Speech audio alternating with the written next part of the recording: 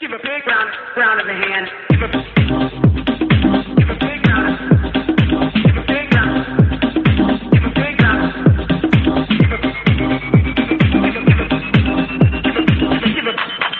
Give a big round of the hand. Give a big round. Give a big round. Big round. Give a big round. Give a big. We could have homes on separate coasts, go dive in Greece with squids. Could have been so bleeping rich, but instead we had kids.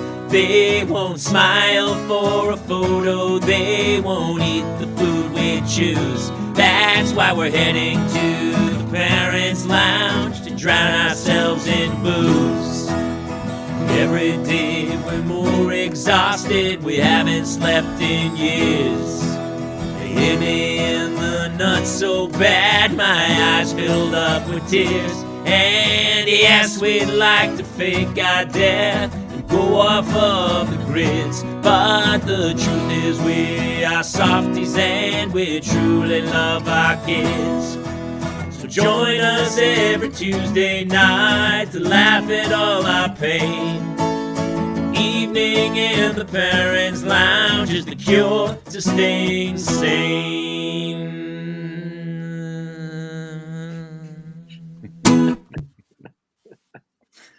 On tonight's Parents' Lounge, we examine the dying art of the written word and how hard it is to get my kids to read. We also cover hand, foot, mouth disease, iPad, blackmail, and why do we have to pay thousands of dollars to see a concert these days? Yes! Welcome to the Parents' Lounge. I'm Jamie Kaler, joined as always by Jason Gowan and Justin Ruppel, my comedic co-hosts. Hi. Welcome to Parental Mental Health Tuesday. We have a fantastic guest for you tonight. We brought him in right out of the chute because we got a lot of stuff to cover. This gentleman, I'm a huge fan, mainly because he's written some of the very funny words that I have got a chance to say in Tacoma FD. But he is a writer and a showrunner from shows like Just Shoot Me, King of the Hill, Beavis and Butthead, Maron, Tacoma FD, all classics. But he is here because he has written a fantastic new book. We all got a chance to read a little bit about it, and it is superb about parenting, heartfelt, really funny. It's called A Paper Orchestra. Please welcome Michael Jamin. Thank you. Thank you so much for having me. Are you kidding? Thanks for coming, man. Thanks for coming. Sir. I'm a huge fan of yours. I mean, I've been following you anyway. Even though you wrote shows I'm on, I'm a huge fan of your Instagram because you not only teach an online course on screenwriting, but you just kind of give it away for free on Instagram. If anyone is interested in writing, you need to follow his Instagram or his Facebook accounts because you just kind of answer questions that every idiotic person in the country has about, like, hey, I have a story. Should I write or should I pitch it to a studio executive first? It's pretty funny, man. Yeah, there's some of that, yeah. But yeah, thank you for having me. This is fun. This will be fun. Maybe it's not fun yet. It's going to get fun. Oh, no, it's... I mean, we manufacture the fun. Yeah, you pipe it in. Well, let's start with the story. I got to read some of your stuff today, and there's a story called, it's all shorts, and the story is called A Ghoul, I believe. Is that right? The Ghoul, yeah. The Ghoul, and it's basically, it was like it was my own life because it talked about how you saw this gentleman who lived down the street who was a ghost to you. While you were raising your little kids, then all of a sudden your kids went off, and not to tip the end, but you kind of understood him a little bit more. And I'm going through the exact same thing as I just took my kids' iPads from the other room, and she basically told me to go F myself at 10 years old. And I was like, I feel her slipping away. And I guess your kids are in their 20s now. You have two little girls. And talk about that, how they kind of, they're your best friends, and all of a sudden they're like, not anymore. Yeah, well, this is punishment for you leaving your parents when you were young. I mean, and then your kids will get it for themselves when they get older too. Everyone gets punished for making something, falling in love with it, and then letting them grow up. So I know he's. Well, now hold on a second. You don't want them to ever be there permanently. I was the kid who came back. I graduated college, and for about a year, I moved back home because I was like, "Have you seen housing price?" This was by the way 20 years ago. My 8-year-old is telling us he's never ever leaving. Yeah. Well, yeah. Let me tell you something. When my kids were little and they lived in the house, I was like, clean up your dishes. And now when they come home, I'm like, what can I get you? You watered, a refill? What do you need? Because I just want them back. I wait on them. I blackmail even today they came home and they were like, can I have the iPad? I go, those dishes don't look cleaned up. And so I made them walk the dog, feed the dog, do the dishes, clean their rooms. And then they did it very quickly. And then they came back, give me the iPad, because they wanted to play Roblox for like a half hour before dinner. And I was like, all right. That'll all change when they get older. Then you'll start doing everything for them. Michael, you're saying that someday you'll be like, I have iPads. I have the newest iPads. Yeah. What can I get you? I'm always giving them money. Here's some more money. When you come visit next time, I'll give you more. Are you taking on any kids? Because I have friends who would just heard that and they're like, whoa, you give you money? I could drop mine off as like early at the end of this next week.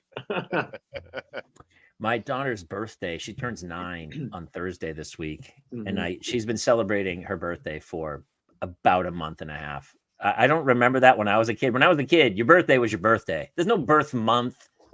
Like literally January 1st, she wouldn't stop talking about her birthday. It's coming. My wife gave her a birthday present on February 1st. And I was like, what are you doing? She goes, well, it's, her birthday's soon. I go, 3 weeks. Her birthday is 3 weeks.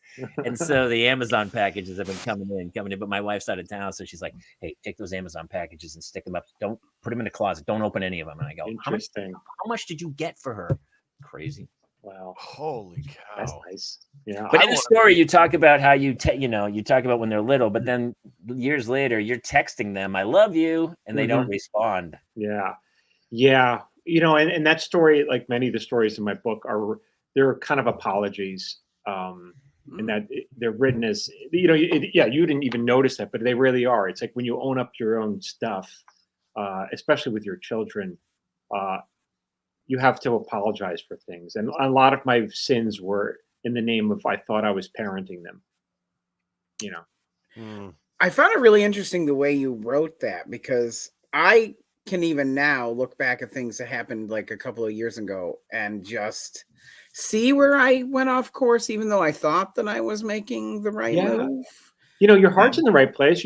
Everything is done with love. And that's what makes it interesting when you write about it. It's like, everything was done with love, and yet you still screw up.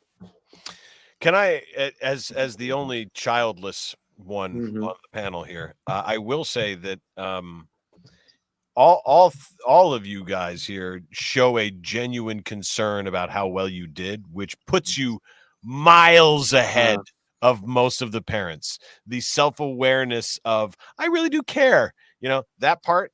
But the second part to that is, my childhood was always wonderful. It was the adulthood where we met heads, because what happened was I found out, just like every good teacher, it's a lot of do as I say, not as I do. Wait, you're talking about your relationship with your parents today? Yeah. That's what I'm saying, is that once you get my childhood with my parents was great, because just like you're expressing, you cared.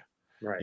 It's that when you're an adult, you have created an idealistic version of yourself, and now it's hard to measure up to you're like, I just heard myself today saying that to my dad, like, oh man, how is he going to measure up to the metric that he made me built for him? That's tough. It's funny you say that, because when I think of my kids now, I don't know if they realize how much they hold the cards. Like, I know they still want my approval, but they really hold all the cards. They don't have to come home if they don't want to. And they're not, I'm not sure if they're fully aware of that. I did not go home a lot in my 30s, especially. I didn't want to be there. I didn't want to be part of it. And I wish I could go back. My father's passed now, but I tell my kids all the time, I go, I wish I could go back and tell them I'm sorry. It's funny though, Justin, I do this. I do this all the time. A hypocritical thing about parenting, do as I say and not as I do. Because I'll sit there and go, you need to read. You guys need to sit down. I want you to read. Bring me the book. Show me what you're reading. And then I go, all right, I want you to see you read for an hour, and then walk right upstairs, and I turn the TV on and I start watching TV. Yeah. And I know it. I can feel it inside. I go, this is wrong. But I go, I read then. I didn't really. Is it wrong though? Because I'm in agreement with you. You know, like if the only regrets I have in life are the things I wish I had more discipline with that I knew would have benefited me now. Mm-hmm. Yeah. Like my parents noticed I liked piano, so they started me on lessons, and I just lacked discipline. And if I had just stuck with it, I'd be able to sit down and play Claire de Lune without, plunking through it. Yeah. But so what you're doing, you're like, hey, go read, because now, do you read ever, Jamie? Like, because I don't read. I listen to audiobooks. Do you read? Here's what's funny. I've gone through phases. I'm finishing this book right now, which I never. So here's what happened. I played soccer in high school, and I got knocked out like 3 separate times. So my entire senior year was blurry. I don't remember much about it. I still had pretty good grades. I guess I went to Boston University, but when I read, I would get a pounding headache. So no, I watched a lot of TV. Years later, I started doing improv, and I realized that the smartest cats on the stage were the most well-read people who could bring up references from all these things. And I went back and I read all the classics in my 30s, Grapes of Wrath. And, good for you. And all these books I went. And then that period ended. And I got on a TV show and I was like, well, I don't need to read anything anymore. So I stopped reading. And all of a sudden I started yelling at my kids to read again. I was like, all right, I guess it's time for daddy to read a little bit. So I would pull out a book and lay next to them and read some. But even that, it comes and goes where I'm like, it's been a long day, man. I just want to go watch Masters of Air and shut my brain off. And I'm trying, but I also, Michael, this is for you, and I wrote this down because your story's so beautifully written. It's so, I started to tear up at the end, but I also was laughing, and I feel like that's kind of going away. Like kids are not reading. They don't want to. They don't need to. It's everything's so fast paced, TikTok and everything, that their brains can't settle down to read, and it's really becoming a lost art. And do you see that at all? Yeah, I might have picked the wrong time to become an author. Like maybe 20 years ago might have been a better idea. Well, the audiobook's gonna crush. Yeah, as long as you put audiobook's some gonna crazy smash cuts and video stuff with it. I have the composer. I did my partner and I were showrunners of a show called Maron, starring Mark Maron, and I had the composer of Maron compose the score for the audio book, and he did a beautiful job with it. Yeah. So every time I would just give him, we would record the track, and I would send it to him, and I said, Anthony, if this story were music, what would it sound like to you? And then he would come back with that. It was just like a wonderful collaboration. What a talent! Yeah, it was really cool thing to have too with it. I mean, music makes such a big difference too. Yeah, and personally, I just like Jamie. I didn't get headaches, but I had a hard time I just couldn't retain information reading. Well, you had ADHD, I believe. Yeah, I do. But the audiobook, it was like revolutionary. It is. I actually can listen to a book on 4 or 5 times that speed. That's what annoys people, is they're like, why don't you listen to it at a normal speed? And I'm like, yeah, because I'm sucking it in. They're like, you're a nut bar. You don't run at a different wavelength than other people I know. That's for sure. That's for sure.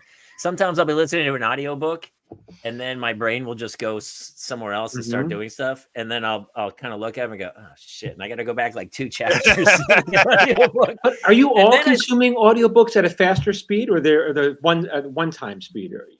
I mean, no, I do it at regular speed. I am regular speed. Right. So it's just Justin who's just I have severe ADHD. I go at double speed most times because I've found that a lot of the readers at least I had no idea you could speed it up, by the way, until this very moment. I had no idea you could. Can you? I didn't know you could speed the book up. Oh yeah, they read it. What's really great is you'll notice that a lot of the readers are my baritone. They read it this right. So if you speed it up, he's only going to come up to about here. So it's actually a very, they're going at kind of a Rachel Maddow speed, and that's actually, you're like, okay, I got that. It's just I'm still getting the information at a little bit faster clip. You see, the thing is, when I perform my audiobook, and to me it's a performance. And Jamie, you as a performer, like, you're taking pauses because as an actor, right, there's supposed to be one there, and you know how long it's supposed to be because you're in the moment. So I don't know. I think reading on stage for me is way harder than just speaking, because my brain is trying to find the moments to pause properly and do it. So it's really, I'm much better like just speaking off the cuff. I watch people, like we talked about Sedaris and stuff, and that's kind of what you do when you tour and read on stage. And I'm so impressed when somebody can just read on stage and make it sound so natural. I think that's really hard to do. But then you see I find it easier because then I don't have to worry about going up. Like, it's right there. I mean, if I wasn't, I'd be worried about that. Yeah, let's just face it, it's all painful. Everything's here's what's interesting. I can't do what you do and read on stage and make it sound normal. Real. I would have to memorize it, but I would go watch you perform the reading. Yeah, by far, because it's a different thing. When I'm in a car, I kind of like when I'm in a car, I like to consume a lot of stuff. That's where everything happens. I like being in a car and listening to stuff. So I get hooked on, all right, I want to see if I can finish 2 books by the time I get to Vegas, Well, you spent a lot of time in the car then. Michael, were you always, were you a performer as well, or were you just a writer to start with, and then you kind of had to perform it to go out on a book tour? I mean, I don't think Sedaris was ever a performer. He was a writer, and then kind of organically became that. I did a little acting in college. No one would ever confuse me to be an actor, though. I did it. Okay, so when in college, I was in it was in Biloxi Blues. No, it was Biloxi Blues. That's right. So I had a small role, and in the role, I was like a dumb sergeant, whatever, not a sergeant, private or whatever. And so the sergeant yells at me. He says, "Jamin, not Jamin, Selvidge is my character. Drop and give me 100." Telling the story horribly. So I had to go into training to do 100 push-ups for the play. So I'm training weeks ahead. And then it was show night, time to do 100 push-ups. And I'm there right in front of the audience, and I'm 80, 90. And I hear the girl in the front row, and she whispers to her friend, she goes, "Oh my God, he's going to do 100 push-ups." And I just look at her, and I go, like, that's how good of an actor I am. Break character to take a bow. Dude, you were already had TikTok been around then, you would have gone viral that night. That would have been huge. What a putz. Like, I would have fired myself so fast if I were, Thomas asked, did you use quills in college? Yes, he was back with John Adams and the gang. Yeah, this is a long time ago.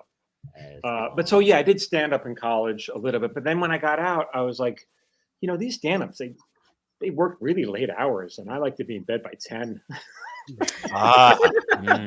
So maybe I'll just write for these guys, and I'll just stay home.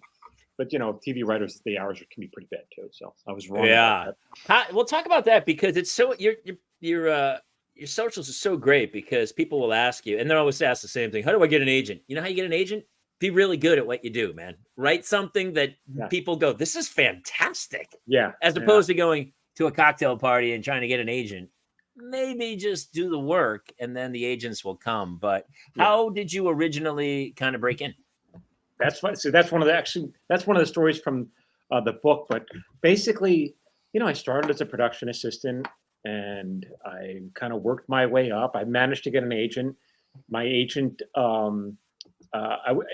managed to get an agent, and then I teamed up with my writing partner Sievert at the time, who was represented by the same agent, and so we teamed up so we wouldn't have to compete against each other. We've been working together pretty much ever since. But you split the paychecks too then, right? Yeah, we split the paychecks. But in theory, you work more often because it's 2 for the price of 1. But I'm not sure if anyone's ever proven that to be correct. So that's kind of true. Yeah. That's funny. So it just took off right from the start. I mean, you kind of just was just Shoot Me the first one that hired you as on staff? Before that, yes, it was. That was my first full-time staff job. But before that, I wrote Dionne Warwick's Psychic Friends Network infomercials, if you remember those. Hold on, you wrote the you wrote them? Yeah, are you puking into your hand? Yeah. I'm laughing Yeah. so hard. Yeah. Give me a taste of Coming a free reading. Then a free reading. It was No, that's that. the other lady. That's I not didn't Dionne write Warwick. the psychic stuff. I wrote the infomercials hyping up the psychics, and it was Oh. no good. Anyway, How would that even go? You know, we do a reenactment, and I would interview the people who got talked to psychics. Then I would write the reenactment as if it were, you know, a scene from a movie. I did that for about 6 months. It was not really where I wanted to be. And then I was a joke writer on the Mike and Maddie show for about 6 months. And that Justin, really quick, Justin, how would Cat Williams sell the Psychic Friends Network? First of all, if you did not know what is happening next, then you need to call us. Number 2, we do know, and it's behind a paywall. Number 3, I know you're not calling. Do you know how I know? I'm psychic. That's why I said it. That's why I said it. That is a deep cut. That is a deep cut. Cat Williams, that's a deep cut. Are you for kidding? No, Cat's back in the news. Club Cat's Shay back, Shay. baby. Oh, you haven't seen God. Cat Williams back in the news because he did a podcast maybe 3 weeks ago and lit everybody up. Sure Did did. he? Okay. Oh my! You didn't see it? No, Oh I did my not see it. God, He Michael, lit Kevin Hart up. Michael. He lit everybody Really? up. Yeah. Every black actor and Cedric the comedian, Entertainer. they're He like, went off excuse for me, what did you say? Ludicrous. Kevin, I mean Harvey. I mean, like everybody. Like now you get now guys are going, he didn't mention me. That kind of upset me. Wow. I mean, and it Wow. was stuff like they're Illuminati. It's, you know, Yeah. it's all you have to do to be famous is wear a dress. Yeah, it was You know, crazy. like it was awesome. And It was pretty great. here's one of the things I just picked up that was so fun to me is you just said I wrote for the Dionne Warwick infomercials. Yeah. Meaning to me, I've got 2 girls in the other room who love reality shows, like deeply love reality shows. And I'm sitting there trying to hold my tongue going, there are writers here. It's all scripted. Right? Now, Yeah. So there at least confirm that you don't have to out everything, but like there's a lot more written in things that people think are unwritten. Yes? Yeah, but I want to be clear. I didn't write the psychic stuff. So No. I didn't even, I know Wait, that. wait, I know wait. that. Yeah. So I'm I don't. saying- Which, by the way, it would be amazing if you did. It was like, oh, Karen, you're not going to believe it. Your mother actually left a locket of hair for you under the bed. How does he Yeah. know? I'm writing. I'm just winging it. It was more like the bullshit in between that. It was the Yeah. bullshit in between the bullshit. I was going to say, when you say the bullshit, we pretty much, I'm still amazed. I still see it. You can drive down the street and you go, Really? psychic reading, $25. And you're like, who? Yeah. And then you find out, and you're like, that person, then they come out and they get in their Escalade and drive away. And you're like, those people are making a Yeah. ton of money. Yeah, they were raking it in. Yeah. So but that's not really where I wanted to be. So What was something, I mean, by the way, my fiance and I have been watching Just Shoot Me all the way through for the second or third time. Yeah. I love that show so much. I met my wife on that. That's how she was a guest star on that. Oh my God. Wow, yeah. Which episode? Because I'm watching right now. Everything. Episode 3, which was Lemon Wacky Hello, which is she played the date to Laura San Giacomo had a roommate character, so she was the date for the roommate. Yep. Who like said Miss Pretty goes up front. You can't move Miss Pretty. Miss Pretty goes up front. So I met her on episode 3, and then So you were already like the writer who was hitting on the guest stars. Is that what you're telling me? Yeah, that was my folly. Is that I could have waited for like season 3, but I did an episode season 1 to do that. So You also didn't even play the field. You like literally married the first actress she went out with. You're like, in your back of your head, you're like, man, I don't know if I'm ever going to get another writing show. I better lock this up. The window's what if we get closing. canceled? Right. I gotta. What if we get canceled and I'm still single? No one will know I was a writer. I've got to lock this up. That's right. Genius. You had kids early, which is kind of crazy, right? I mean, you had kids When I was 30 was my first one. Yeah, 30. It's pretty young in Hollywood. Yeah. And I will tell you, it probably made you work a little bit harder as a writer. You know what? Yeah, I mean, you have kids. I was foolish enough to have kids when things worked out great. But if I were in retrospect, I'm like, oh my God, that sounds kind of, are you sure? Can you afford this? So, you know, Hence the reason I don't have kids. yeah. Yeah, I was stupid. I waited until 50 to start having children. I've made some terrible, terrible choices in my life. I want to talk about the written word a little bit because Transition. segue. I you know, we don't have a lot of writers on here, and it's amazing. And I watched Oppenheimer recently, and I was just blown away by the script. And are you a big you obviously look at the scripts. Like, it's just half the films from the like Usual Suspects probably doesn't get made today. Like, none of these films get made anymore. And when you see these giant films, the screenplay almost seems like a secondary thing. And you go back to the classics, and they are fewer and further between, I feel like, than they used to be. Yeah, and that's kind of what prompted me to want to write this book. Is I don't have any complaints about being a TV writer, but I think people are surprised to learn that I don't write what I want to write. I write what people pay me to write, or what I think I can sell, because that's what keeps the lights on. And so if I really wanted to do something that I wanted to do myself, then you got to do a book. You know, that's the end of that. Which is, I don't know if people understand that you guys all get into a room and people pitch storylines, and then the storylines are kind of fleshed out, and then you're sent off to kind of fill in the colors of. Yeah, it's that very episode. collaborative TV writing, right? Especially back in those. I mean, what you guys, 23 a season, 24 a season, right? Yeah, sometimes, yeah. Those days are long over, man. Nope, It's crazy. You might get 6 episodes on a show, and you're held to it for, you know. I mean, Tacoma was what, 13, which is a lot. Yeah, per season. that was a sweet gig. We didn't want to see it end. That was Great. sweet. Great guys writing. You know, it was such a fun job. But yeah. Yeah. What are some of your favorite screenplays that you've ever seen or read?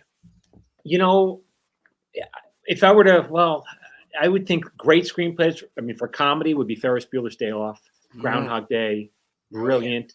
I would say Amelie for a drama. It's like so magical. I love just the magic of that's a Amelie. deep pull. Yeah, Amelie, yeah. It's been a while since. Yeah, you watch it again. It's just magical. So yeah, those are probably ones that I really go back. What do you like this year? I know Hemmingson pretty well from years ago. Didn't he work on Just Shoot Me? When we left, he took our spot. He did. Yeah. For those of you who don't know, he wrote The Holdovers, the Academy, and he is nominated, and so I'm kind of rooting for him in that category, because I did love it, and it was a throwback film to me of like, I miss films like this where you could there was no car chases or anything. It was just a story. Yeah, it was small beautifully character done. piece. Yeah. That's what I respond to. Everything is cyclical. You know, there's when we talk about this, we forget about the mid '80s action boom. You know, where there wasn't a lot of, you know, the only thing that was working was Rambo. You know, Yeah, there was a lot of that. So in now. You also had those John Hughes movies, you know. John Hughes. Very true. Yeah, but you also had like Ordinary People. You had some big like family drama. Well, what I'm thinking is happening now, and correct me if I'm wrong, and you're going to have a lot more knowledge in this, is a lot of those have moved to television.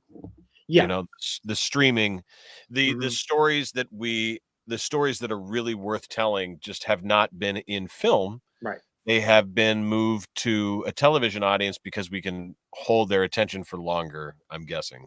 And they're drawn out to 10 one-hour episodes. Right. Yeah. Where you're like, actually, how many shows have you seen where you're like, this would have been a great 2-hour movie? For some reason, from what I understand, the movie industry wants to hit a home run every time, and not a single or a double. They want a home run, and that means overselling overseas and big blockbuster, you know, blow them up, space aliens, those superheroes, those do well overseas because the translation is easy, but a small comedy, that's not gonna, you got to translate that, and that's not gonna sell well overseas. That's my understanding. So wait, commerce has destroyed art? Is that what you're saying?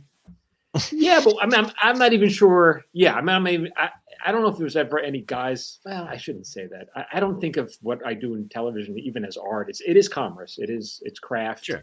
So no, don't say that. Don't say that. Don't. Why not? Am I not allowed to say that? No. I'm saying it because you're one of the creators of my favorite pieces of art. Which is, you know, like, I don't know if I created it. I might have worked on it. That's what I'm saying. But that's what I'm saying is when you're like, I worked on it, the words that came out of your Yeah. brain went Right. into the voice that made the thing that is Yeah. now my life. So That's Beavis and Butthead. So you're a big, huge fan? yeah, well, Yeah. yes, and Just Shoot Me, And and Just Shoot Me. Okay. and dude, I mean, so I know it's weird That's funny. because as a writer, you may feel like, yeah, this is work or whatever, but it ends up being somebody else's, their poetry, I know. Well, I'm just clarifying because I didn't create Just Shoot Me. Steve Levitt I know. created it. And so You're being humble. You're being humble. But Yeah, I'm yeah. saying, like, yeah, of course. I'm not saying that you were the creator, but I mean, you Right. created some of the punchlines that I laughed at. Some Yeah. of and that to me is a comedian. I'm like, that's probably what. Yes, the concept is Steve, and there's so many other things that Steve was part of, but we all the things that we work on in this industry end up being someone's. They shared that with their parents. They shared that with their kids. And that's what ties it back is that, like, I'm talking about. I rewatch the shows that you're working on or that you worked on in the past with my parents and with my nephews and nieces now. And I think about, like, oh man, there's a string through time. Do you do that with your kids, with the stuff Don't you think people are my kids are not ingesting entertainment the same way we did? Everything's in short form. They don't want to watch movies really. It's more like YouTube kids. And obviously I don't think I've ever watched a show that I wrote with my children. I don't think so. No. Yeah. Really? Yeah. They've seen some of my wife was an actress and she did a bunch of shows like Friends and stuff like that. And so occasionally we'll watch something that she's done, but not, I don't think they're interested in what I wrote. Have your kids read your book? Yes, they did. And what, honestly, did it make them, because, I mean, the story, especially I read, was about losing touch with your kids. Did they call and go, Daddy, I'm so sorry. I love you so much. No, I'm the one who's apologizing. It's me apologizing to them. And I just want Why? Because there were times, like I said, when I thought I was parenting them and I was not. I was probably just being a dick. I was not letting them be who they should be, who they wanted to be. And so there were apologies, and I wanted them to read it so they knew how I felt. And so they don't. Well, that's owe a me big that. theme, especially in the story that I read. But why? Like, listen, am I a dick to my kids?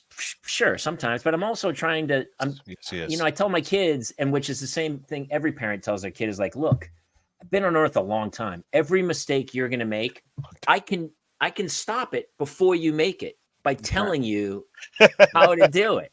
Yeah. And they go, no. And I go, and then it ends the same way my father told me. He goes, I guess somebody's got to learn the hard way. And I did. And so I'm not sure I'm being a dick. I'm a Sherpa. But whether you follow my footing or go off the trail, I don't know what to tell you, brother. Yeah, but it's not really that. It's more like my own insecurities, my own foibles. That was what was getting away. My anxieties. That's what was poisoning the well. It had nothing to do with them. Michael, you don't have to. Michael, you're on the other side now. Jamie's, you're. I know. That's why I was you're looking Jamie in the future. So I'm trying to warn you, Jamie. I know, Jamie. He's trying to warn you. He's doing to to me what I'm trying to do to my kids. That's what I'm saying. It's like when Jacob Marley comes back to Warren Scrooge ahead of time. That's your life right now, Taylor. Yeah. But I'm an idiot, and I open the door and talk to somebody. Go, hey, can we get that door knocker off the front door? It's really bothering me. And then he's like, no, I'm telling you, Jamie. I'm like, get rid of it. Right. We had somebody. I think you're being hard on yourself because there are days. Listen, I'm having panic attacks. Some day where I'm just like, I can't deal with it. I just picked them up and brought them home, and on the drive home, I was looking over like, I don't know if I can do this again, man. I don't know if I'm going to get through this thing. Yeah. And then I just kind of stumble through it. And then I try to be sweet. And then, yesterday I was like, hey, I made coffee cake with them, which turns into the two of them killing each other over who gets to crack the 2 eggs that goes into it. Like literally clawed her arm, blood trickling down. And I'm screaming and I start swearing up like, what the fuck? And then I'm upstairs shaking. And part of me is like, is this me or is this them? I don't know who's at fault. So we're not looking for your cooking show anytime soon then? We should do a parenting and kids cooking show, and it's just yelling at each other. man. What are you doing? I've told the crepe story many times. I got up at like 6 a.m. thinking I was sweet, and I made crepes for my kids, and each crepe took 90 seconds. I would pour it, cook it, flip it. They literally fought over who got the first crepe. The other one was coming up in 90 seconds. They fought so hard, I lost my mind. I took the plate with the crepe and I whipped it against the wall. And I said, "No more crepes." And I poured the batter down the drain. Oh, wow. Were you Al Pacino? All right. No more crepes for nobody. You have made this a crepeless house. That's great. That's great. Put away the Nutella. No crepe for you. That's how it went. Yeah. Good morning. I don't want to hear anything about powdered sugar. Nope, not gonna happen. Might as well. Did you? Yes, Sean Patrick Murphy. I was extreme. By the way, I mean, if there's not a better Irish terrorist name than Sean Patrick Murphy, I don't know. Did you have meltdowns with your kids? I mean, it sounds so sweet in your story, but I'm like, oh, this is a dude who absolutely lost his mind especially in between writing gigs. Oh yeah, I was very nervous about when I didn't have a job. Shit, I would be. But at least you were married to an actress, so she had a nice steady income. So yeah, I mean, it was all very nervous. It was all like that's something I really feel like I should have shielded them from, not shared with them, and so. I totally disagree. No, I disagree. And so I coach my kids' soccer team, and they always go, it's not fair. And I go, life's not fair. Play ball and stuff. And part of me is like, I think we're coddling these kids because they are getting out into the workforce and they are incapable of like, my boss made me feel bad. Shut up and do your job, dude. There's something to be said about that. I understand that, but from my perspective, I felt like this childhood thing is over. It's so short.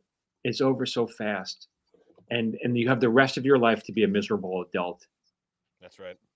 I know, but you can't just let them get away with it. Well, yeah. When I say it, I mean all of it. Well, hold on. Here's what I'm saying.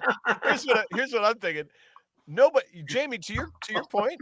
Life ain't gonna let them get away with it. Yeah. Life's undefeated. So when you're like, you can't, I can't, yeah, you can, because they're only there for like this little window of time. And once they're out there, it's like, bye-bye. The windstorm takes them away. And you're like, you're trying to prepare them the best you can. So like, they're giving me grief because I take their iPads away but I'm trying to educate them so that they aren't. Although, I mean, it's but Justin's right. They'll learn. You don't need to be the one to teach because they'll learn. They will learn. Michael, how did that happen, Michael? Sorry, I always sound when I stutter, I sound like Goldblum. Hold on. Oh. Yeah. I was talking to my therapist, and she had said something. She goes, "What do you do for fun?" And this was like a year and a half ago. And I was like, "What do you mean? What do you mean for fun?" And she's like, what do you do that's not related to work? And I was like, well, I do comedy. And she's like, no, that's your work. And I said, for fun. And she's like, yeah, for fun. Like, and that never even qualified. And that's because my parents from a very early age were like, what fun? No, grow up. Let's go. It's time. Let's go. Get a job. Get going. Let's snap to it. I had a job at 13. I was paying my way for my stuff. I paid for my cars and all that stuff. And they say the same thing you say now, Michael, which is I shouldn't have done that. I should have let you be a kid a little bit so that we could. And so I took up golf. And started playing golf like religiously to be like, all right, that's fun, and that's for the sake. I want to know specifically what Michael would have changed. Like, I'm fun. I'm fun, Justin. I'm fun with those kids. Oh no, you're the fun. You're way funner than you think you are, Jamie. Yeah, you are pretty fun. I went to the park. We played kickball. Jamie, you're an involved make dad. Coffee cake.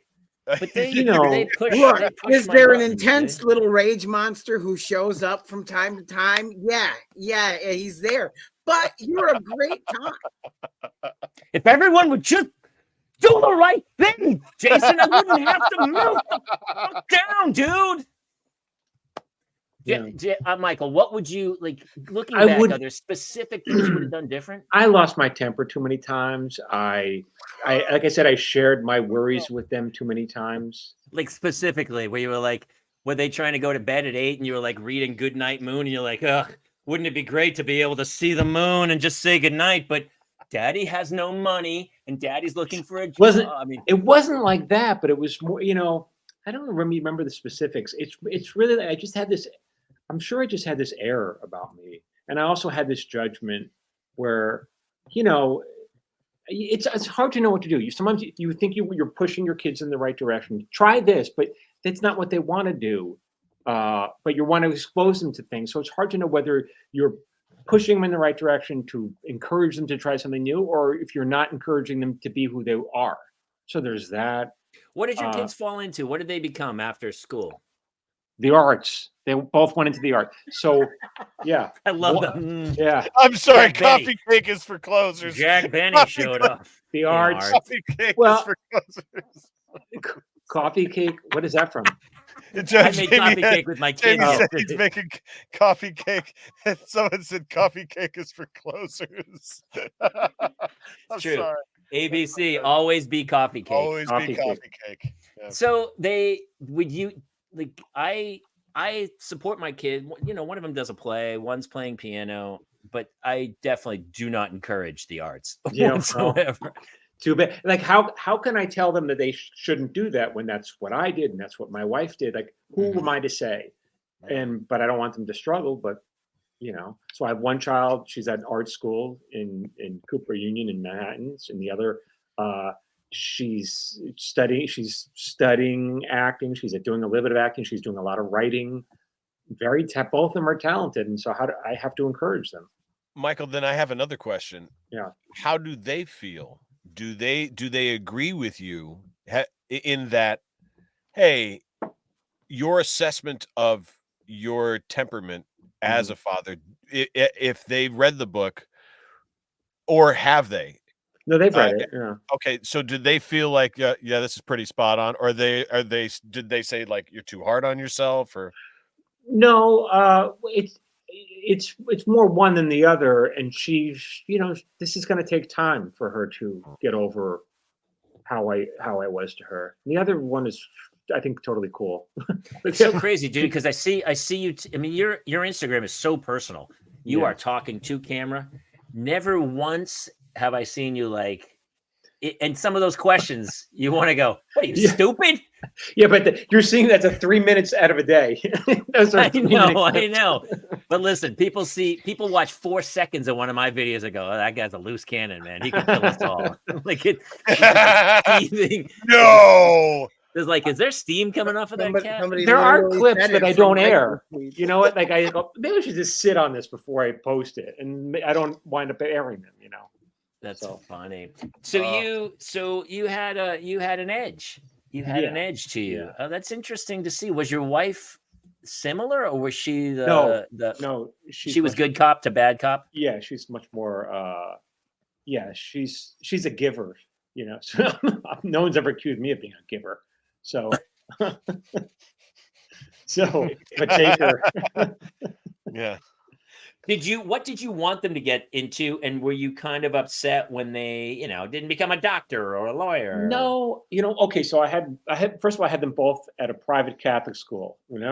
I'm Jewish, but I put them in a private Catholic school. They got them. They know what to teach over there.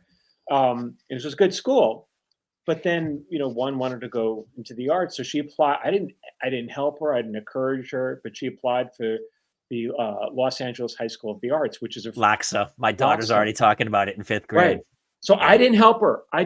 She had to put together a portfolio, and she got in all by herself. But and I didn't encourage her. I was like, "You're getting a really good education here. Not at the there's the art school. I'm paying for that one." She got in. She did really well. So.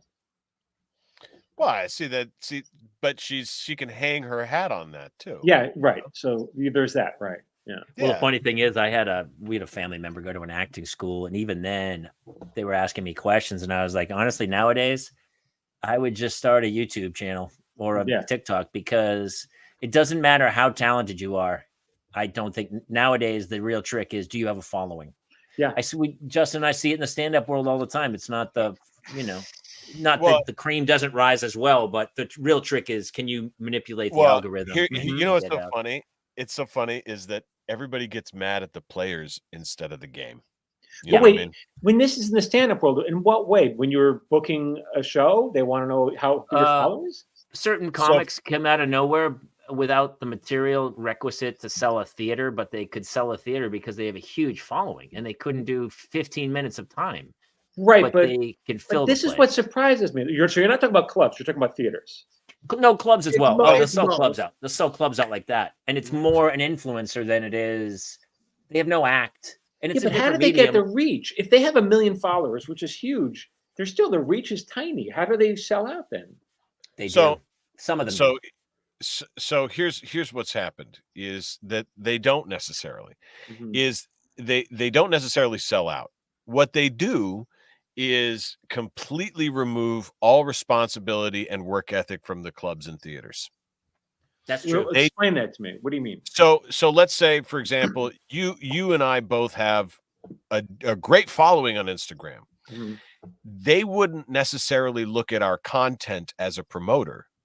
They would simply go, all right, wow, a lot of following. He's a comedian.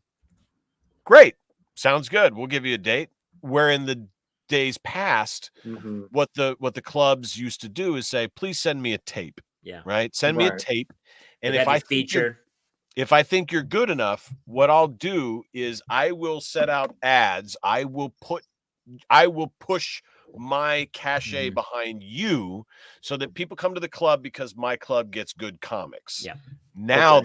Now the clubs are like, why pay for advertising? Yeah. Why? Yeah, but how do they get? But I totally hear what you're saying. But that comedian who has 1 million followers and says, "Okay, I'm in Akron, Ohio this weekend," and then it's a post on social media, and 10,000 people see it, and what percentage of them are in Akron, Ohio?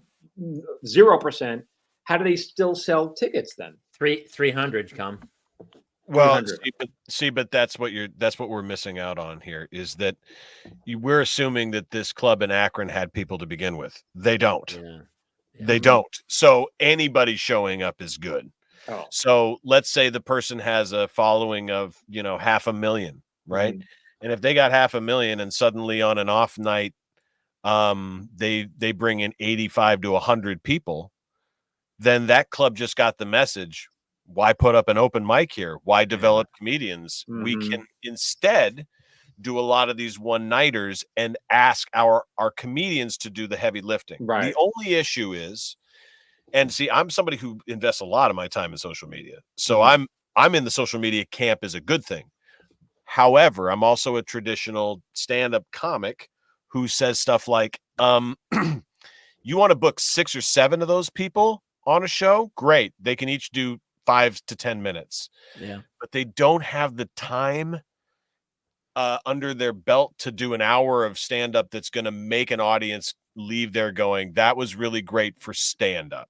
Right. So that's and well, the difference is too, Michael's he has a show, he wrote a book, he has a whole stage thing ready to go. The question is, which is always, I never worried about the show. I'd look out from the curtain and go, is anybody here tonight? Well, right. There's that. That's the job. The job to me was the draw. It was never the act, because I'd been on stage 1 million times. I'd have enough of an act that it was going to go pretty well. I was more of like, is it going to go well in front of 12 people or is it going to go well in front of a lot more? And a theater, you can't control. It's different than a comedy club. Yeah. Whatever. There'll be people. Well, the club, it's still the same people because they make you do 6 shows over the weekend. Well, now here's where I don't blame the club, because Michael, we got something like Tacoma FD, who I love the show.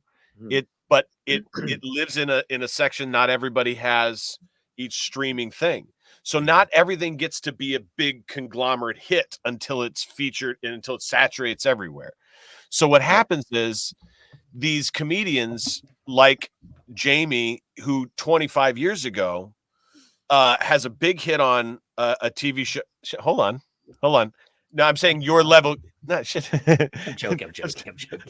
Like, if you're on a sitcom, you did a guest star role on a sitcom 20 years ago, you could fill up a comedy club with 1,000 people because that was the only way to see a comedian. Well, now that sitcom doesn't get watched. So that comic isn't filling up the club with that sitcom thing. The way they are filling up the club is to have a lot of people following them that they feel like they have a real relationship with. Right. But my point is, if you wanted to talk to those people on any given day, your reach is so low, percentage-wise, of your followers. Truly. It is funny. I see someone with like 1 million followers and they go live and there's like 22 people watching, and you're like, truly, the math does not make sense to me. But I'm a dinosaur though. This kind of brings up one of the points I talked about at the top. Why are tickets for concerts $2,000? Does anyone know why tickets? Wrong guy to ask. I wouldn't come close. I went even face value. I went and saw like Billy Joel. The ticket was like $360, and whoa, you saw him for that cheap? I know. Well, we got face value because I knew someone at Live Nation. But yep, you're lucky you got. I could have just resold that and made like $4,000. I was gonna say there's your. Like, I was gonna go see U2 in the Sphere, and the face value for the U2 in the Sphere is like $760. No, is it really? Yeah, because they weren't selling that well, I thought. Is that right? I wondered, because here's the deal. I've seen them so many times. I've seen them more than any other band. From like small clubs in Boston all the way up through arenas, and part of me is like, I'm good. Well, I will say this. I don't know if you guys have all been in that Sphere. Holy shnikes! Yeah, it looks amazing. My wife actually went. I did take a very micro dose of mushrooms and went and saw Darren Aronofsky's film. You saw the whales and stuff. The one it was called A Postcard from Earth. Right. And okay. I don't want to give away what happens, because I thought it was going to be like, well, here we are on planet Earth. Yeah, that's what I thought. No, it's not. Here are the whales and snakes. No. It's an Aronofsky. It's an Aronofsky through and through. So like I should see it. So the sun explodes and kills the Earth. I would go see that. Is that on during the day or something? What is that? Yeah. So that is every other time that U2 is not on. Right. And that was actually more profitable than U2 was. By far. Yeah. And I'm telling you, I'm going back just to watch it again, because I don't want to again ruin the message, but there is the next group is Fish. Yes. Is it really? I did know that. Fish is the next group doing this. They will do very well. Yeah, they will. People travel to see them, like the Dead. Yeah. And yes, and it is that the spectacle of it. You need something to look at, and if you've ever been to a Fish concert, they have like floating whales and crap. Yeah. They know what's going. They know how to entertain an audience. How much were the tickets for the one that you saw though? So I saw them for $115 each. Wait, each ticket. Really? Even that for like a movie. 115 each. And how long was the show? Yeah. An hour and 15 minutes. You really were high when you bought those $150. Oh yeah, and I'll tell you what, Michael, I bought like good seats. That was good seats. But really? Yeah. Well, how are there bad seats in that thing? There are bad seats. Really? Oh yes. My wife said yes. So I this is gonna sound crazy.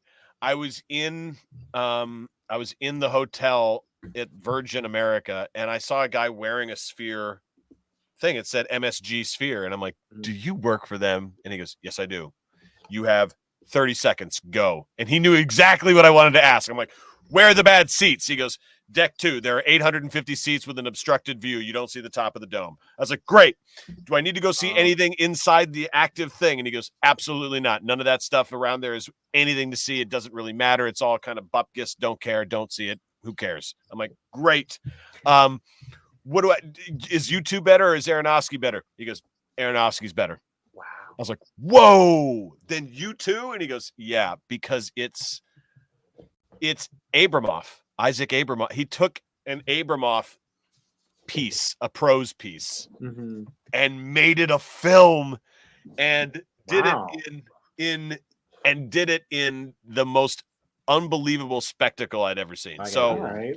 All right. here's that. Somebody asked that question earlier, Jason, to Michael specifically. Mhm. What is your opinion on the AI softwares and the use of them now? And as somebody who is creating in real time with it, do you feel it's a tool or the death?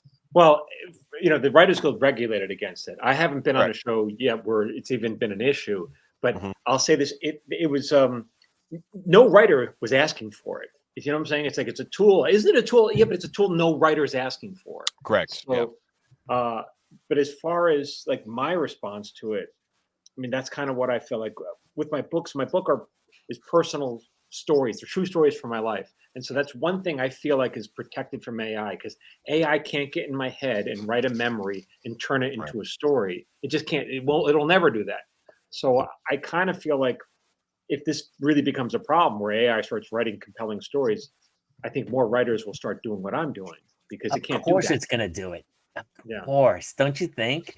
All right. So here's a crazy AI story. Mhm. Dr. Gowan up there, Jason, there's a whole AI. Jason, you fill him in. So what if all of a sudden you take that AI character that you've created about you, which you'll tell him about, and then you have Chat GPT use that? Right. Well, Go ahead, Jason. Tell Jason. You want- Jason, yeah. tell him what's happened to you. So I work with a company that is building AI. We were using it with grief with my wife. My wife had a stroke after she gave birth to our twins. We thought we were going to lose her. Then I got sick. And so because we were concerned about our kids not having us and our influence to, be part of their growing up process, we were watching Superman, Man of Steel, and oh my God. he's talking to his I dad. see where this is going. Okay. So we found I was like, somebody's made this technology. And sure enough, they loved our story, loved what the reasons we wanted it. And there is a fully functioning AI me who my kids talk to as if it's like, an Avengers. What did you feed it for the information to base your Text messages, phone calls. We did specific videos for it of me and my son talking to each other. Or my wife and my son talking to each other. It also started pulling clips from my stand-up and clips from the show and started spitting that stuff out to him. And we had to course correct it a few times because it made some off-color jokes that were not appropriate. there was a Black Mirror episode exactly that. Wait, what? Yeah, I just Which watched one? it recently. I don't know if I saw It that might have been, I can't remember which season, but it was a woman. And how does this? Her It's one or two. her husband or fiance dies, and she's grieving forever, and then she gets approached by this AI company where she just basically says, okay, you can have access to my dead husband's Facebook page, everything he's put online, every those texts. And then next thing you know, she's having conversations online with her husband as if it's really him. And it was heartbreaking, and then the next step of the technology was they built like an Android AI version of him, but it wasn't him, but it was almost him. And she has a relationship with him now. It was funny because the AI me was very clear from the get-go to tell him, I am not your dad. I'm a digital copy. But it was just voice, or was it text, or what was it? How was it responding to your son? Video. Yeah, That's both. right. And Video, there's not video. It also, they are working on the video. It's still in the beta testing. But it wasn't your video. They didn't see your face. Yes. They did. Mhm. And it's very convincing. Mhm. Well, the video's It's still closer. early on. The audio, Jamie, you can attest to this. It's close. It's Wow. him. It's unbelievable. I went the opposite way. I'm going to be buried in the pet cemetery. I'm going to come back just a little bit off. Yeah. This is, and it was just in Time Magazine. The story about this company and him was in Time Magazine. Really? And so when you say they can't do that, they absolutely will. And what's funny is your stories, Michael, will probably go into the grinder, right? With his AI, it'll transcribe this whole made up story about what. Yeah, but it doesn't have the stories that I haven't told yet. Correct. No, Right. but it'll figure a way. I mean, Well, here's personally, yeah. Go ahead, Jamie. Sorry. I think about the early days of film, right? When it was just it was like you spun the wheel and it was like just a guy running like that, and people's heads were like exploding. Yeah. And then I just saw Oppenheimer and I'm like, oh, what the sweet Jesus. So I think like 40 years down the road with ChatGPT, I don't see why it couldn't do something like that. Well, so I can tell you right now, they're right now working on a tech with that company where you will get a pair of AR goggles and it has GPS directly in the goggles and it can tell. So if you've told somebody, like, let's say my son and I have a favorite pizza place that we go to all the time. If my son wears the goggles into the pizza place, the AI me will recognize stories from that place. Jesus. I'm gonna let it take over. I don't even care. Wow. I mean, everything's a 1 and a 0, right? Everything can be broken down to a 1 and a 0. And so did you watch, like, talking about perfect screenplays, The Matrix? Yeah. To me, yes, mind blowing. The first one alone is a perfect film. Yeah. You're like, holy shit, this thing makes total sense. Yeah. And your brain starts to go, wait a minute, this theoretically we could be in the Matrix. You wouldn't know because it's all just impulses on your brain. So I don't see why years from now that won't be a thing. Yeah. Yeah. Well, I mean, I'm I'm an idiot who posts whatever comes to his head. Jason just wants more bedroom breaks with his wife. That's great. It said I think about AI right now is just models of prediction based on what we've fed it that already exists, just like you said, Michael. So it is only going to give us what we've ever given it. Yeah. So it can't give us what we haven't given.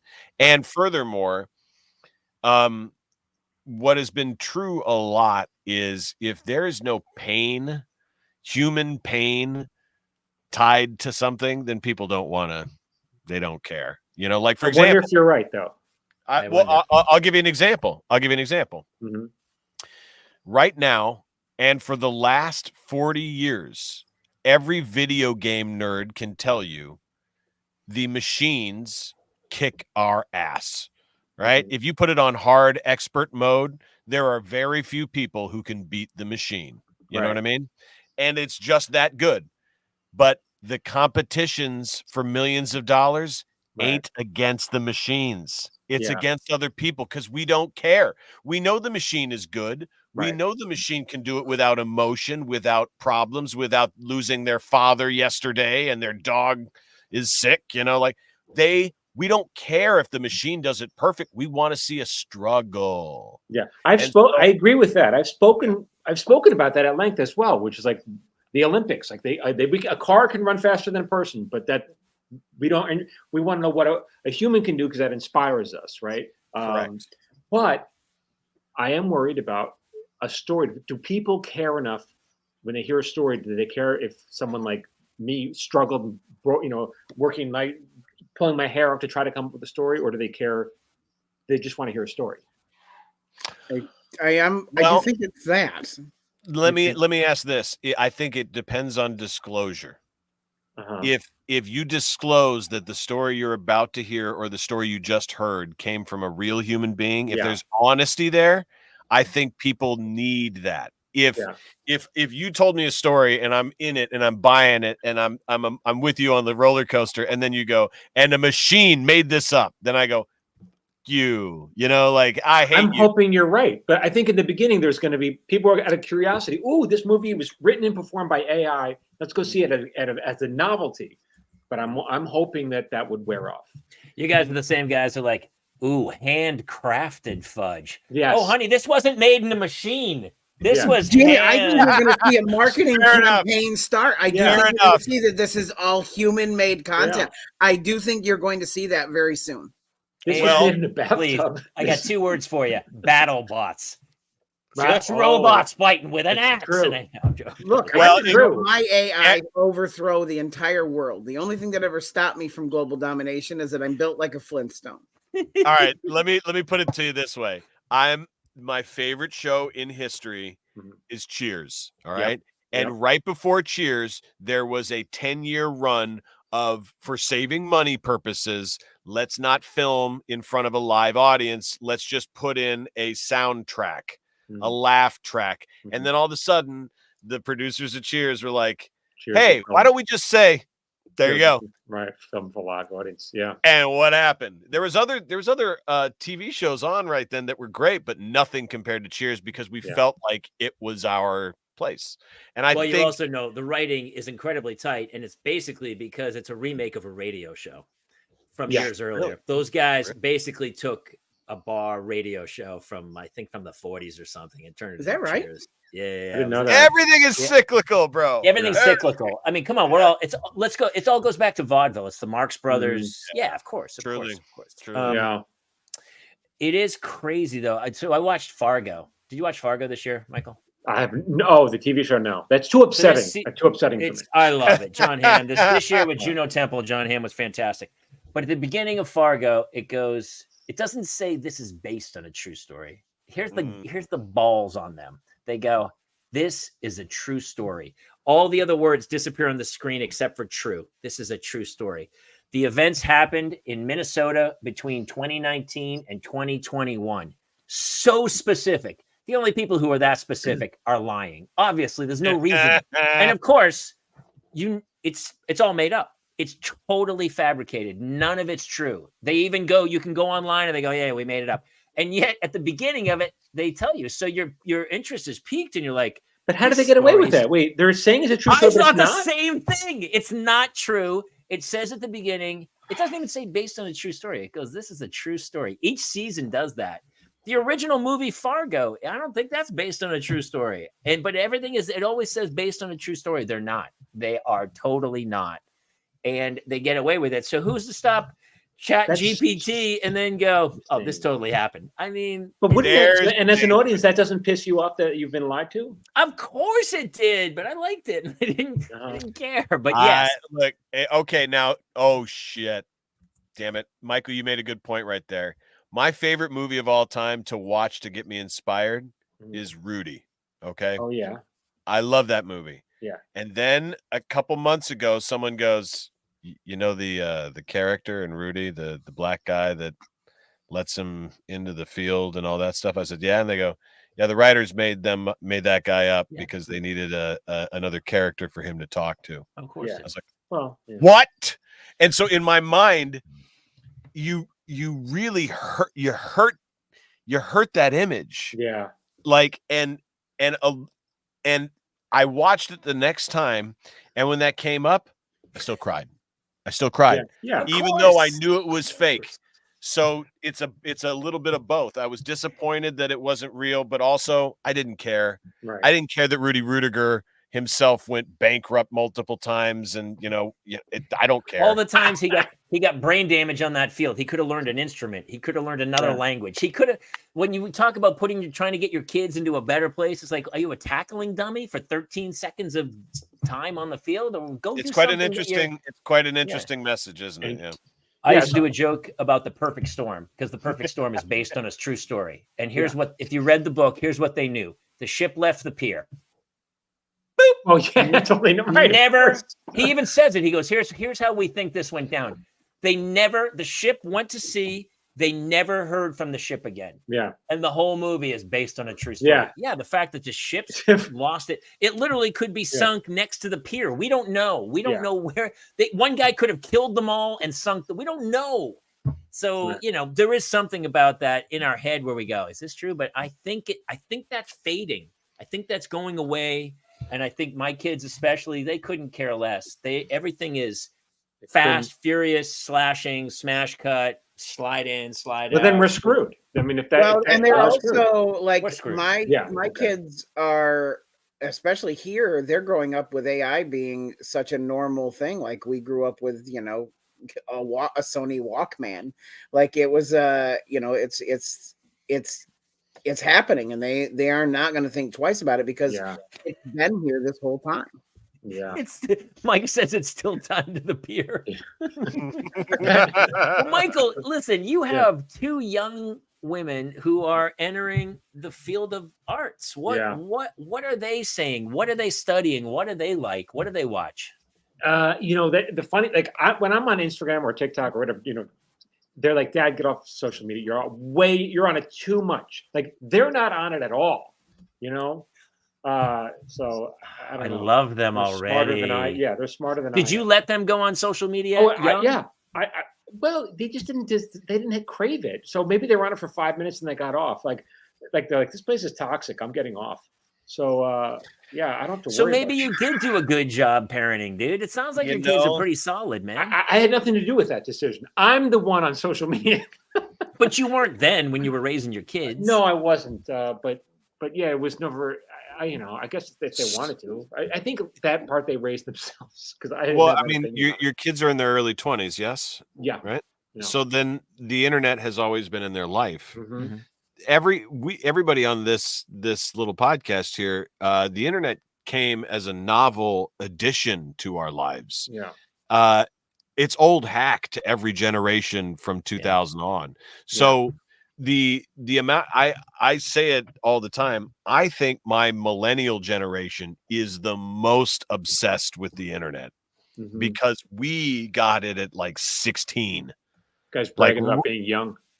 Yeah, and it stunted us. I mean, look at my generation's contribution to fashion and television. It's all throwback crap. Like, look at the way I dress. I dress the same way I did when I was in my, my generation didn't grow up to make anything new. We just stayed young because the internet kind of allowed us to just sit there like, whoa. I'm literally still dressing like a gym teacher from 96. Like a gym teacher. He is. He makes me do laps at the end of the show. It's terrifying. It's funny. Were you involved in your kids? Were you like, all right, get the books out. I'll help you. Were you helping them or were you just busy in the other room clacking away trying to write the next script? Yeah, there's mostly that. They didn't ask for my help that much. In terms of schoolwork, they were just I didn't have to get on. I didn't have to ride them. I mean, I was like, my relationship with them, I was always trying to make them laugh. And sometimes, Dad, that's not funny. I'm like, yes, it is. Don't tell me it's not. I do this for a living. Don't tell me that's not funny. So we had Keckner on. Dave Keckner did the show, and he has 5 kids. Yeah, and he was like, which Dave Keckner's one of the funniest people who's ever lived, and he's like, none of my 5 kids find me funny. No, that's the saddest thing I've ever. Literally, the entire planet thinks you're the funniest person around, and your 5 people who live in your house are like, that's like hell. That would be hell to me. Yeah. I think my kids think I'm funny. Oh, you know what? I got my kids CapCut. Like on their iPad. Oh my gosh! Smart. Did you see the video I put up? The video is super funny. Yeah. Bro, my 10-year-old. So they have templates or something, and all of a sudden when I do let them on the iPad, they can text me. I'm like one of the handful of people they have a text messaging thing, and she'll text me a video that she made in CapCut. And the video basically was a woman in olden times, and it said, "I survived the Titanic," and then it was a guy in World War I. And it goes, "I survived World War I," and then it cut to me and with my daughter next to me. It goes, "I survived my dad's farts." I was so bummed, but I also was like, you got me. That was pretty funny. How could you be bummed? She gets it. She gets it. Yeah. The best thing my parents did was give me the video camera they bought. For like the memories. They were like, we're going to make these for the memories. But then when we weren't on vacation, they're like, go ahead, play with it. Go ahead and walk around with it. And make movies. We made movies. Exactly. Yeah. And it made us feel like an expressive thing. Yeah. And the biggest thing you can hope for is that the younger generations use it as a portal out less than it is a constant reflection of who they should be. More of a sharing apparatus and less of a judging myself against others apparatus. And hopefully that's the best you got, Yeah. What's funny, Michael, I don't think I pushed my kids into anything because I played soccer and stuff, and one of them doesn't like soccer at all. She still played. She played AYSO. And the other one, I don't push them into anything because honestly, part of me, I don't want them to play sports. I wish they were more nerdy so that I don't want to travel to Riverside for a weekend tournament. Yeah. All my friends are like, they're like out coaching their kids. Like, to be honest with you, I'm not even buying them sporting equipment. I don't want them to be that. I might break one of their arms just so she really can't throw or anything. I don't know. Yeah. But one does sewing. I think we're pretty good about trying to support what they do. But I did, one of them tried to quit piano. And it was the one time I kind of put my foot down and I said, no, you're going to learn an instrument. And I think years from now, you'll thank me, but I don't know. And sometimes it's, she doesn't want to play, but I go, no, you're going to your lesson. Yeah. So, Interesting. there's a handful of things. I think languages, I think music. Mm-hmm. Was there anything you forced them to do, Michael? I don't think it's all blurred now. I don't think so. I really don't. Yeah, but I didn't, in some ways I didn't help them either. So yeah. Interesting. Yeah. What do you mean you didn't help them? Well, I didn't, like my daughter who wanted to go to art school. I didn't help her go to art school. I said, you're going to have to do it on your own. And she did it on her own. That's kind of what I just didn't know. I didn't know I just didn't know. I think I may have been, I think that's the one thing you shouldn't help them with is the art. I mean, it's sad. I think, like reading, like I've actually pondered getting Shakespeare. She's only 10, but I want to get like a couple Shakespeare and read them aloud with the kids. And so they can kind of feel the flow of it all and read out loud with them. But I think, because how many people do we know, especially on working on shows where you're like, I've seen it where the mom is with the kid yelling at them in the audition room going, learn your lines. And the kid's like, I just want to go play. I don't even want to be here. Oh yeah. Yeah. You know what I mean? That's awful. Yeah. I think in acting, especially, you better do it yourself because no one gonna help you. Right. No one's gonna help you for sure. Yeah. Yeah. But now with my younger daughter, she's a writer, and I love reading what she writes. I find that to be a privilege when she gives me something. So I saved my daughter.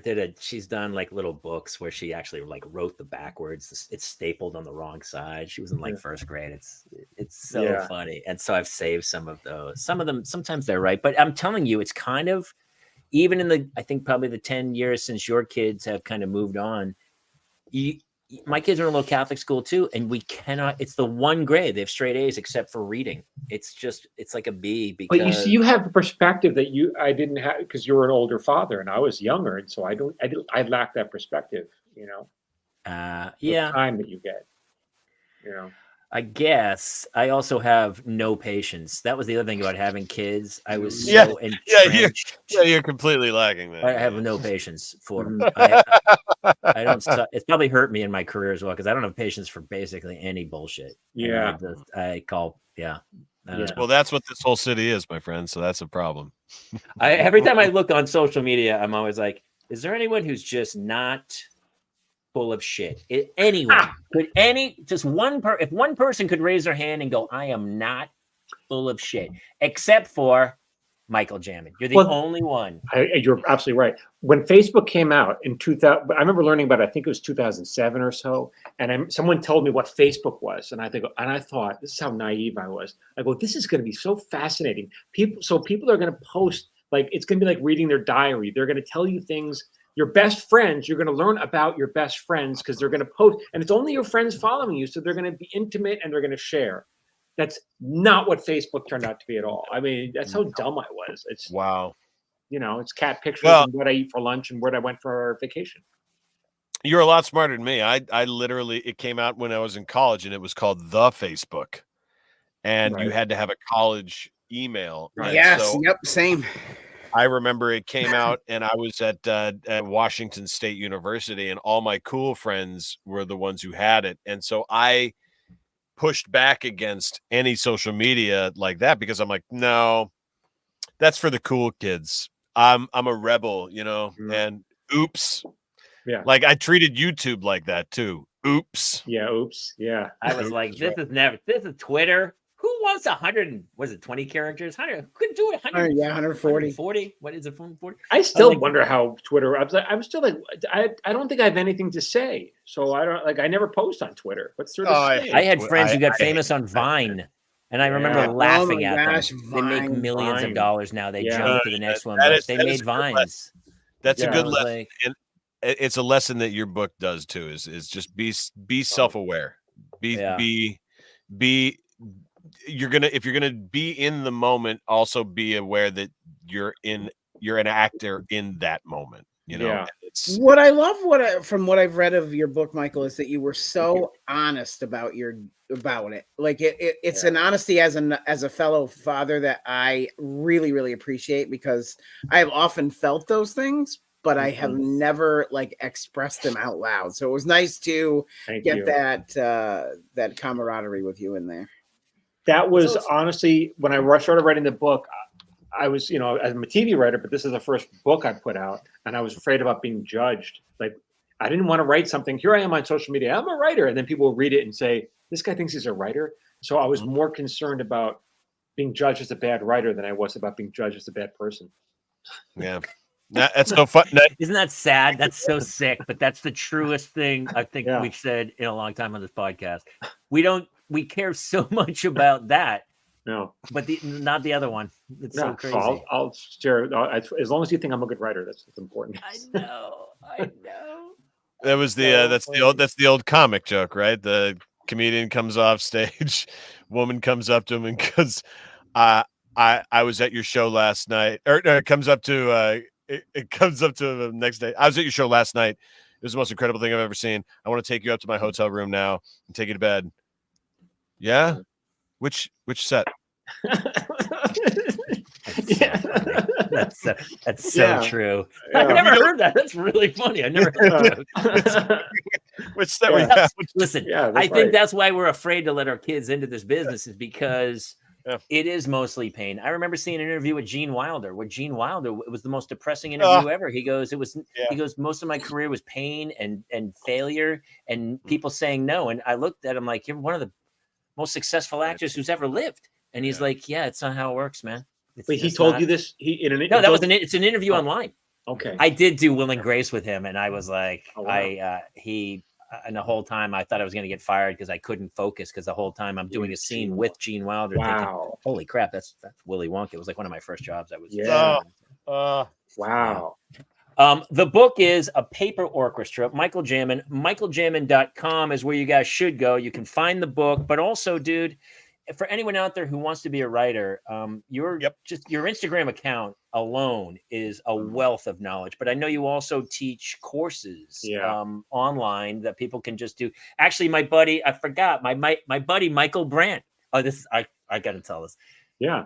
One of my oldest friends, who I haven't spoken to a while, he apparently knew you, looked you up, saw you had done Tacoma FD, knew I had done Tacoma FD, and he called me and he said, hey, Michael? And I go, I don't really know him. He's a writer on the show and stuff. And he goes, do you think you could get him a script to read? I started laughing. I go, no, I would never, even if he was if he lived in my house with me, I would not get you ever to read. It just doesn't work that way. He took your course and he raved about it, and he said it was wonderful, and he's a big theater guy and a writer. But there is, I think it's a lost art to a degree. And that's why I loved your book so much. And it's a lot of short stories, and it's an easy read, but it's also so enjoyable, and it's sweet and innocent and super funny, man. And honestly, I still think you wrote the funniest Tacoma FDs. And it's not just because I was in them. The last couple were so good. Yeah, that's so good. So, all right, everybody. Michael Jamin, please go find him. Thank you, Paul. Thank you all three. Yeah, we'll cut him out. Hang for a sec, if you will. We'll wrap this beast up. Yeah. Jason, you want to do the outs for us? Yeah, absolutely. You can catch us live here every Tuesday night, 10 p.m. Eastern, 7 p.m. Pacific, on Facebook.com/The Parents Lounge, YouTube, Twitch, Twitter, Instagram, and pretty much everywhere else. You can catch audio episodes of the podcast new on Mondays and Thursdays. And we are going to be making the jump over to patreon.com/The Parents Lounge in the next month or so. So make sure you jump on over so that you can continue to hang with us and do the show every week. Yeah, we're so thankful to have everybody over here, but we are going to make it a little more private. So we can say even crazier stuff. And we'll talk to all of our regulars here and have everybody come in. Thank you, Brandon. We always love having you guys in. Narcolepsy, Freddie B, Mike Thomas. Yeah, Sean Patrick showed up tonight. Thomas Franklin was here. The whole crew was here. So thank you to everybody. That's it. Mr. Ruppel, you want to say goodbye with? Actually, Ryan Gosling, your new one. You want to say goodbye as a little Ryan Gosling? I don't care. I don't like you. What's up with your face? Hey. Why? What? I farted. That's all we have. All right, we'll see you guys next time here in the Parents Lounge. Good night, everybody.